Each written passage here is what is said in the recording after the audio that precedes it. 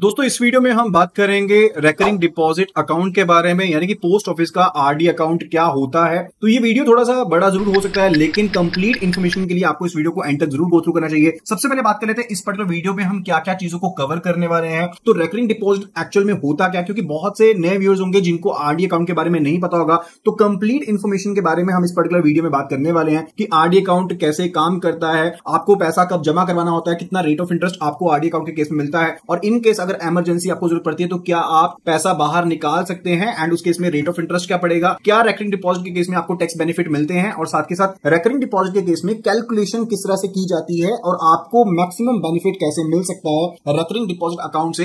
तो इन सभी चीजों के बारे में हम डिटेल में बात करेंगे इस पर्टिकुलर वीडियो में। एंड साथ ही साथ क्या आपको आरडी अकाउंट के बैलेंस के अगेंस्ट लोन मिल सकता है, और अगर आप कितनी देर तक आरडी अकाउंट में पैसा नहीं जमा करवाते हैं तो आपका अकाउंट सस्पेंड कर दिया जाएगा, यानी कि अकाउंट को बंद कर दिया जाएगा। एंड फर्दर रेकरिंग डिपॉजिट का कैलकुलेटर भी मैं आपको इस वीडियो में प्रोवाइड करने वाला हूं, तो काइंडली वीडियो को एंड तक जरूर गो थ्रू कीजिएगा। एंड अगर आप हमारे चैनल पर नए हैं, चैनल पर पहली बार आए हैं, तो काइंडली चैनल को सब्सक्राइब कर लीजिए and press the bell notification icon so that you get updated whensoever we upload the new videos. हम आपके लिए ऐसे ही फाइनेंस को अनलॉक करते रहते हैं, डिकोड करते रहते हैं, एंड मैं आपके लिए जेआरबी CRB bank promotions and certification courses की वीडियोस भी प्रोवाइड करता रहता हूं। So do follow right now and चलिए वीडियो को शुरू करते हैं। तो रेकरिंग डिपॉजिट यानी कि आरडी का अकाउंट आप किसी भी बैंक में या फिर पोस्ट ऑफिस में ओपन करवा सकते हैं, लेकिन इस पर्टिकुलर वीडियो में हम सिर्फ पोस्ट ऑफिस के रेकरिंग डिपॉजिट अकाउंट के बारे में बात करने वाले हैं। सो काइंडली बैंकिंग के साथ उसको कंपेयर मत कीजिए। अब इसमें क्या चीजें होती हैं, आपको कितने स्पेसिफिक ड्यूरेशन के लिए अकाउंट को ओपन करवाना होता है, तो ये सब चीजें इस पर्टिकुलर वीडियो में हम इन डिटेल बात करने वाले हैं।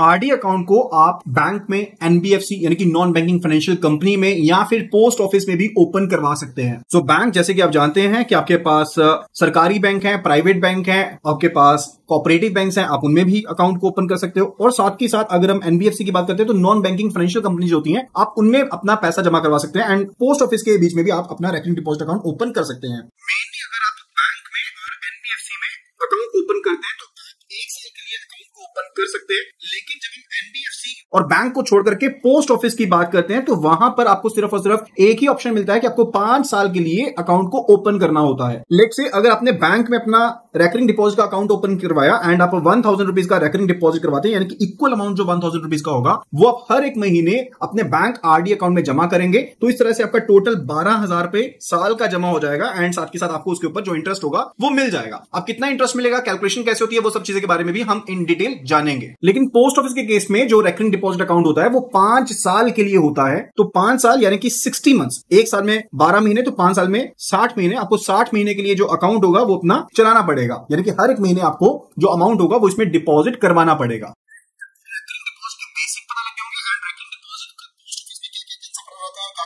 उनके बारे में इन डिटेल जानेंगे। फर्दर अगर हम अकाउंट ओपनिंग की बात करते हैं तो रेकरिंग डिपॉजिट का अकाउंट जो है वो माइनर पर्सन जो है वो भी अपने गार्डियन के साथ ऑपरेट कर सकता है। एक सिंगल पर्सन अपना अकाउंट ओपन कर सकता है, ज्वाइंटली भी अकाउंट को ओपन किया जा सकता है। जैसे मान लीजिए ए बी सी 3 पर्सन अपना ज्वाइंट अकाउंट आरडी का ओपन करना चाहते हैं तो वो भी अलाउड है। इसी तरह से अगर कोई माइनर है जिसकी एज 10 ईयर से ज्यादा है तो एज पर the section 26 of the negotiable instrument act के तहत आरबीआई ने अलाउ किया है कि पर्सन अपना अकाउंट खुद ऑपरेट कर सकता है एंड वो अपना आरडी अकाउंट भी अलग से अपना खुद का ओपन कर सकता है। जैसे मान लीजिए कोई बच्चा है जिसकी एज 12 साल की है तो वो अपना RD account self operation mode में भी कर सकता है। एक चीज का बस ध्यान रखिएगा कि नॉमिनेशन फैसिलिटी बाकी सभी केसेस में अवेलेबल रहती है, लेकिन जहां पर सेल्फ ऑपरेटेड अकाउंट होता है माइनर का, वहां पर आपके पास नॉमिनेशन फैसिलिटी अवेलेबल नहीं होती है। एंड अगर हम अकाउंट ओपनिंग की लिमिट्स की बात करते हैं तो कोई भी लिमिट नहीं है, एक पर्सन कितने भी आरडी अकाउंट ओपन करवा सकता है। मान लीजिए पर्सन ए ने अपना एक आरडी अकाउंट ओपन करवाया 1000 रुपए के साथ 5 साल के समय के लिए। अब उसके पास बाद में और पैसा लग गया, क्योंकि जनरली हम आरडी अकाउंट तब ओपन करते हैं जब हमें एक साथ पैसा नहीं जमा करवाना होता, हमारे पास रेगुलर इनकम आ रही होती है और उसमें से कुछ एक पैसा हम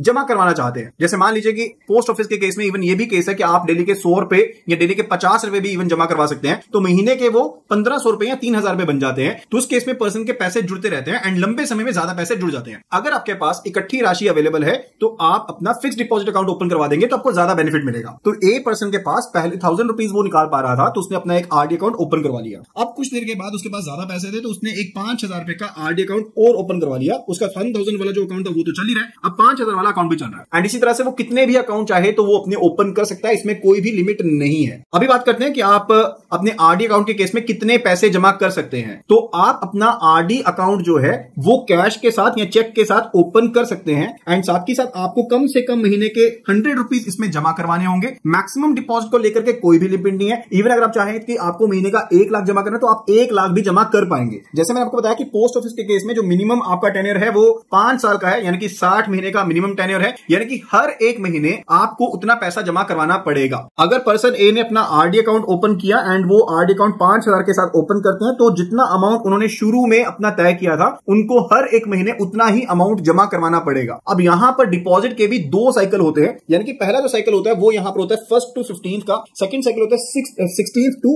एंड ऑफ द मंथ का। अब जो फर्स्ट साइकिल होता है वो कहने का मतलब है कि अगर आपने मान लीजिए पर्सन ए ने अपना अकाउंट ओपन करवाया एंड उन्होंने अपना अकाउंट जो था वो 10 तारीख को ओपन करवाया, तो उसके बाद ऐसा नहीं है कि उनको हर एक महीने 10 तारीख को ही अपने पैसे जमा करवाने हैं, वो 1 से लेकर 15 तारीख तक कभी भी अपना पैसा जमा करवा सकते हैं। इसी तरह से मान लीजिए ए पर्सन ने दूसरा अपना आरडी अकाउंट ओपन करवाया, वो उन्होंने 21st ऑफ अपना तारीख को जो था अकाउंट था वो ओपन किया, तो उसके केस में पर्सन ने 16 से लेकर के एंड ऑफ द मंथ तक किसी भी डेट के बीच में अपना जो पैसा है वो जमा कर सकते हैं। तो उनको एक निर्धारित समय सीमा दे दी जाएगी, या तो 1st से लेकर 15th तक या 16 से लेकर एंड ऑफ द मंथ तक, एंड वो डिपेंड करेगा कि आपने अपना आरडी अकाउंट जो था वो कब ओपन किया है उसके हिसाब से। अब माइंड में क्वेश्चन ये आता है कि व्हाट इफ अगर हमारा मिनिमम अमाउंट डिपॉजिट नहीं होता तो। जैसे मान लीजिए पर्सन ए ने अपना आरडी अकाउंट जो था वो यहां पर ओपन किया ₹100 के साथ। अब यहां पर ये शुरू के जैसे 60 महीने का टोटल टाइम था, ये 2-3 साल तो अपना इंस्टॉलमेंट्स भरते रहे, लेकिन उसके बाद 4-5 महीने ये अपनी इंस्टॉलमेंट्स नहीं भर पाए। 4-5 नहीं कहते, हम यहां पर कहते लेट्स से कि ये यहां पर 2 महीने अपनी इंस्टॉलमेंट्स नहीं भर पाए। उस सिनेरियो में क्या रहेगा,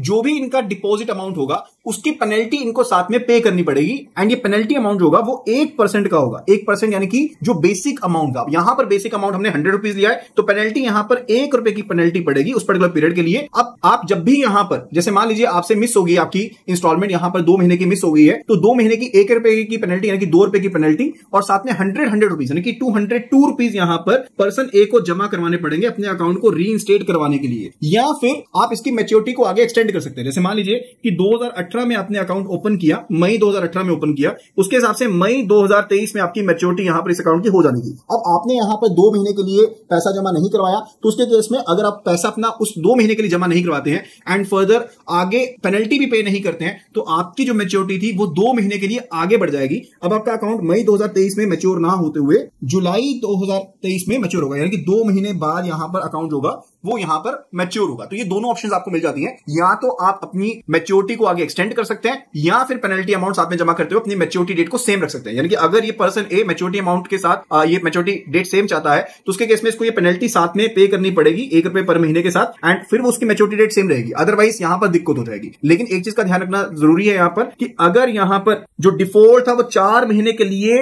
रहता है या उससे ज्यादा समय के लिए रहता है, यानी कि आपने जो इंस्टॉलमेंट थी वो 4 महीने के लिए लगातार यहां पर पे नहीं करी है, तो आपका अकाउंट जो होगा वो डिसकंटिन्यू मान लिया जाएगा, वो यहां पर डिसकंटिन्यू कर दिया जाएगा।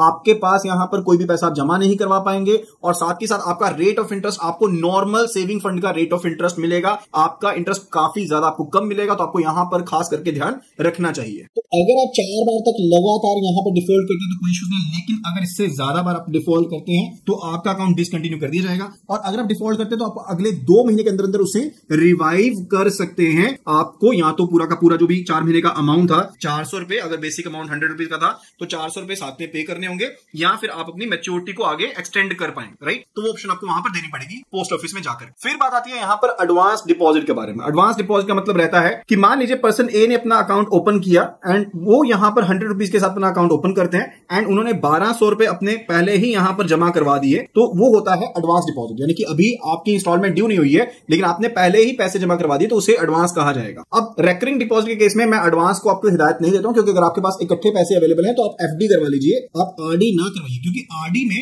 कंपैरेटिवली एफडी के अगेंस्ट आपको रेट ऑफ इंटरेस्ट कम मिलता है। तो आप आरडी की तरफ जा सकते हैं, आरडी को छोड़ करके एफडी की तरफ जा सकते हैं अगर आपके पास इकट्ठे पैसे अवेलेबल है। लेकिन हाँ, यहां पर एक चीज का ध्यान रखने वाला है कि आप एडवांस डिपॉजिट होता है वो 5 साल तक का एडवांस डिपॉजिट यहां पर जमा करवा सकते हैं। और यहां पर एक चीज का ध्यान रखिए, अगर मान लीजिए आपका बेसिक अमाउंट 100 रुपीज का है और आपने ₹500 यहां पर जमा करवा दी, यानी कि 5 महीने की इंस्टॉलमेंट यहाँ पर जमा करवा दी, तो आपको कोई बेनिफिट यहाँ पर एक्स्ट्रा नहीं मिलेगा। लेकिन अगर आप 6 महीने की इंस्टॉलमेंट जमा करवा देते हैं, मान लीजिए आप 600 रुपए यहाँ पर जमा करवा देते हैं, तो आपको यहाँ पर 10% की रिबेट मिलती है। अभी जो 10% की रिबेट मिलेगी, ये 600 की रिबेट नहीं मिलेगी, ये 10% आपको बेसिक अमाउंट यानी कि 10 रुपीज की रिबेट मिलेगी। यानी कि आपको 6 महीने के एडवांस के लिए 590 रुपीज जमा करवाने होंगे, 600 नहीं जमा करवाने होंगे। इसी तरह से अगर मान लीजिए आप 11 महीने तक का एडवांस यहाँ पर जमा करवाते हैं, 1100 रुपए जमा करवाते हैं, तो आपको सिर्फ और सिर्फ 10% की रिबेट मिलेगी, यानी कि आपको 1090 रुपए जमा करने पड़ेंगे। लेकिन अगर आप यहाँ पर 12 महीने का अपना एडवांस जमा करवाते हैं, यानी कि 1200 रुपए जमा करवाते हैं, तो आपको उसमें 40% की रिबेट मिल जाएगी, यानी कि आपको 100 का 40% यानी कि 1160 रुपीज जमा करवाने पड़ेंगे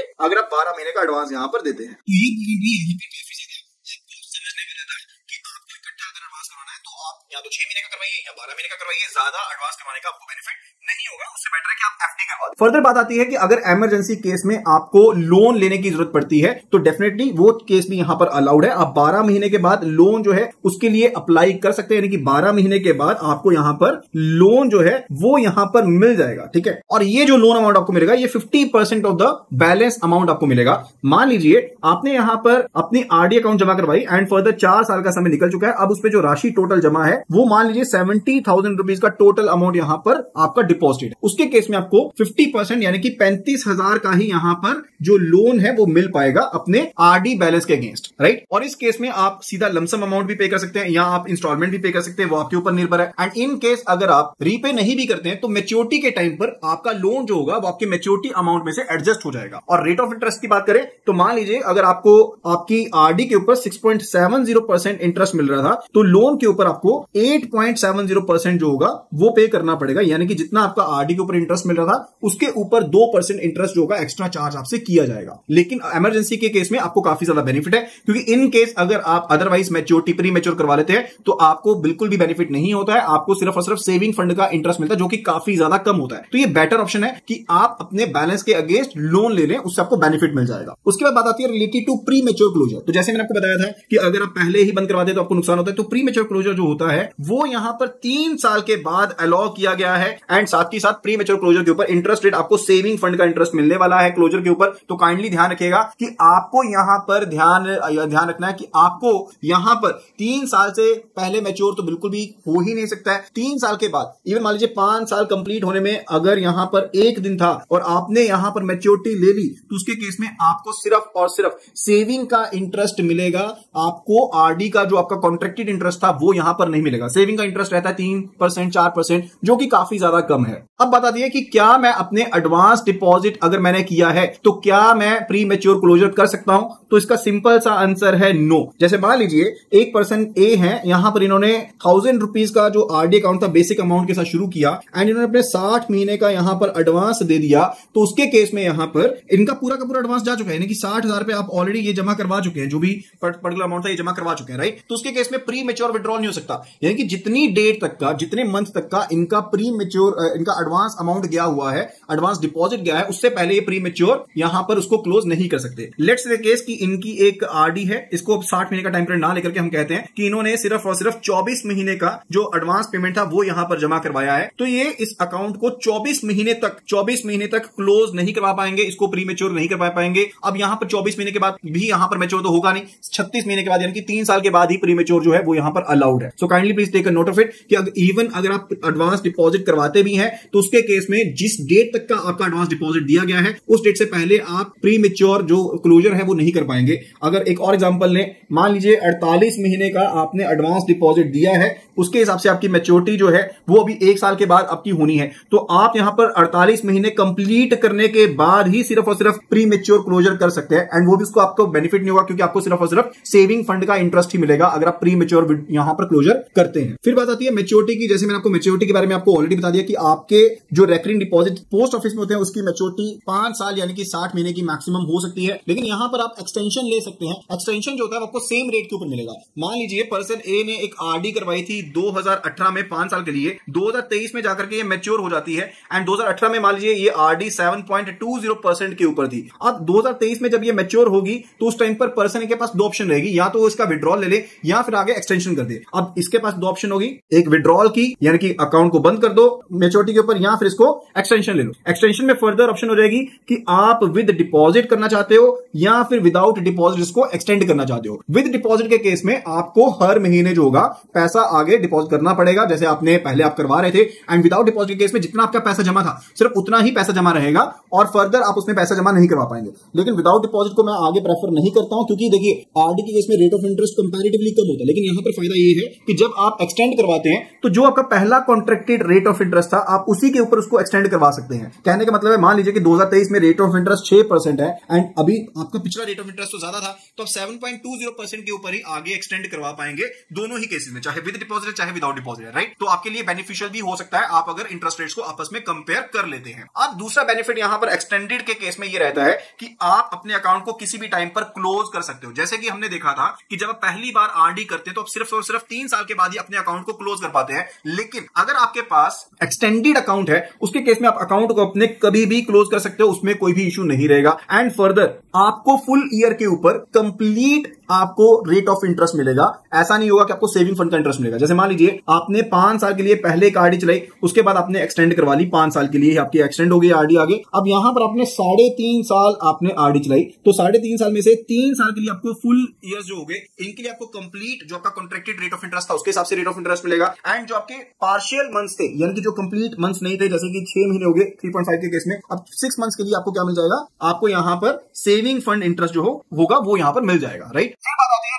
repayment on death of account holder, यानी कि अगर अकाउंट होल्डर की डेथ हो जाती है तो उस केस में क्या होगा, काफी इंपॉर्टेंट पॉइंट है। देखिए आरडी अकाउंट के केस में नॉमिनी जो है वो यहां पर अलाउड है, पहली चीज मैं आपको ऑलरेडी बता चुका हूं। तो जब भी यहां पर अकाउंट होल्डर की डेथ होती है तो नॉमिनी के पास 2 ऑप्शंस रहेंगी। पहली चीज है, या तो नॉमिनी जो है वो पूरे के पूरे अमाउंट का यहां पर क्लेम ले सकता है, यानी कि जो भी अमाउंट बना था मैच्योरिटी के साथ उसका क्लेम ले लेगा, या फिर नॉमिनी अगर चाहे तो उस अकाउंट को आगे कंटिन्यू कर सकता है, राइट। यानी कि अगर वो चाहे तो इस अकाउंट में पैसा जो होगा वो जाता रहेगा एंड अकाउंट कंटिन्यू सकता है। देखिए अदरवाइज केस में नॉमिनी को अकाउंट को कंटिन्यू करना अलाउड नहीं होता है, लेकिन रेकरिंग डिपॉजिट के केस में यहां पर नॉमिनी के लिए अलाउ किया गया कि या तो वो क्लेम ले सकता है या फिर अकाउंट को आगे कंटिन्यू भी कर सकता है। That's basically allowed, right. फिर बात आती है related to the rate of interest. तो अगर आप अपना आरडी का अकाउंट पोस्ट ऑफिस में 1 मई 2024 से लेकर के 30 जून 2024 के बीच में ओपन करवाते हैं तो आपको 6.70% का जो रेट ऑफ इंटरेस्ट है वो यहां पर मिलने वाला है। आई नो कि रेट ऑफ इंटरेस्ट काफी कम है, लेकिन वो पर्सन जिनकी वेजेस काफी कम है या अनऑर्गेनाइज्ड सेक्टर में पैसा जमा करना चाहते हैं, जैसे लेट्स से केस की एक शॉपकीपर है, अगर वो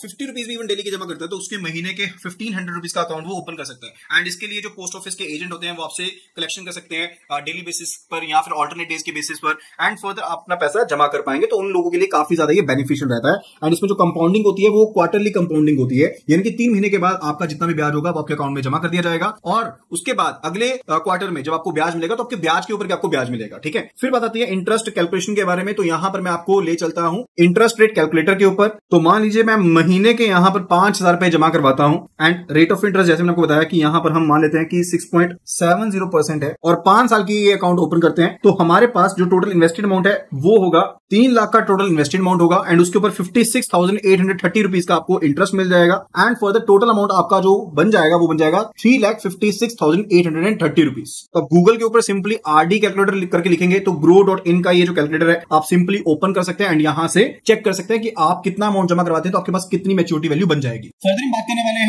आरडी से जुड़े टैक्स एंड टीडीएस रूल्स के बारे में। तो यहां पर एक चीज समझ लीजिए कि आरडी के केस में आपको 80C का जो बेनिफिट है वो यहां पर नहीं मिलता है। उसके केस में जो लॉक इन पीरियड होता है जहां पर टैक्स बेनिफिट आपको मिलता है वो 5 साल के लॉक इन पीरियड होते हैं। यहां पर 5 साल आपको लॉक इन पीरियड नहीं मिल रहा है, बल्कि आपका प्रीमेच्योर पेमेंट भी ले सकते हैं या फिर आप आरडी के बैलेंस के बेस पर लोन भी ले सकते हैं। तो यहां पर 80C का बेनिफिट जो कि पुरानी टैक्स रेजिम में आपको मिलता था वो यहां पर आपको बेनिफिट नहीं मिलेगा। अगर टीडीएस की बात करें, अगर आपका इंटरेस्ट यानी कि जो फाइनेंशियल ईयर में आपको टोटल इंटरेस्ट मिल रहा है अगर वो जनरल पर्सन के लिए 40,000 से ज्यादा है तो उसके केस में आपको 10% जो टीडीएस होगा वो आपका कट हो जाएगा। अगर आपका पैन कार्ड जुड़ा हुआ है, अगर आपका पैन कार्ड साथ में अटैच नहीं है तो 20% टीडीएस होगा वो डिडक्ट होगा अगर आपका total interest amount financial year में 40,000 से ज्यादा है। इसी तरह से अगर सीनियर सिटीजन की बात करते हैं तो सीनियर सिटीजन के केस में ये जो अमाउंट है वो 50,000 रुपीज का है। सीनियर सिटीजन से रिलेटेड हमने कंप्लीट वीडियो बना रखी है टीडीएस एंड टैक्स रूल से लेकर के, वो आप जरूर देखिएगा, हमारे चैनल के ऊपर आपको मिल जाएगी, उसमें भी आपको काफी चीजें जानने को मिलेंगी। एंड फर्दर अगर आप चाहते हैं कि आपका टीडीएस डिडक्ट ना हो तो आप 15G फॉर्म दे सकते हैं अगर आप जनरल कस्टमर है, एंड अगर आप सीनियर सिटीजन है तो आपको 15H फॉर्म जो होगा वो हर एक फाइनेंशियल ईयर की शुरुआत में सबमिट करना होगा ताकि आपका टीडीएस जो है वो डिडक्ट ना हो। अभी बात आती है कि क्या आरडी स्कीम के के केस में सीनियर सिटीजन के लिए अलग से रेट ऑफ इंटरेस्ट का बेनिफिट अवेलेबल है। तो यहां पर आंसर है नो कि सीनियर सिटीजन के लिए पोस्ट ऑफिस के केस में अगर आप आरडी अकाउंट ओपन करते हैं तो यहां पर आपके लिए अलग से जो बेनिफिट है वो अवेलेबल नहीं है। अगर आपके पास लमसम पैसा है तो आप अदरवाइज जो और स्कीमें हैं जैसे कि सीनियर सिटीजन सेविंग स्कीम है उसमें पैसा अपना जमा कर सकते हैं। अब अगर अकाउंट ओपन की बात करें तो आप ऑनलाइन भी अकाउंट ओपन कर सकते हैं या ऑफलाइन भी अकाउंट ओपन कर सकते हैं। उसके लिए आपको पोस्ट ऑफिस की ब्रांच में जाना पड़ेगा। अगर आप ऑनलाइन अपना अकाउंट ओपन करना चाहते हैं तो आपको इंडिया पोस्ट ऑफिस की वेबसाइट के ऊपर जाना है एंड वहां पर जाकर के आप अकाउंट को अपना ओपन कर पाएंगे। इस वीडियो में फिलहाल इतना ही। आई होप कि आपको यहाँ पर वीडियो पसंद आई होगी। अगर आपको ये वीडियो पसंद आई है तो फटाफट से वीडियो को लाइक कर दीजिए एंड फर्दर वीडियो को शेयर जरूर कीजिएगा अपने फ्रेंड्स के साथ, कलीग्स के साथ जो भी यहाँ पर प्रिपरेशन कर रहे हैं for the JIB, CIB and the bank promotion exams. And मैं आपके लिए डेली बेसिस पर ऐसा ही कंटेंट लेकर के आता रहता हूँ। So kindly do subscribe the channel right now and press the bell notification icon so that you get updated whenever we upload the new video. So that was all about the recurring deposit scheme in post offices and how you can make money out of it.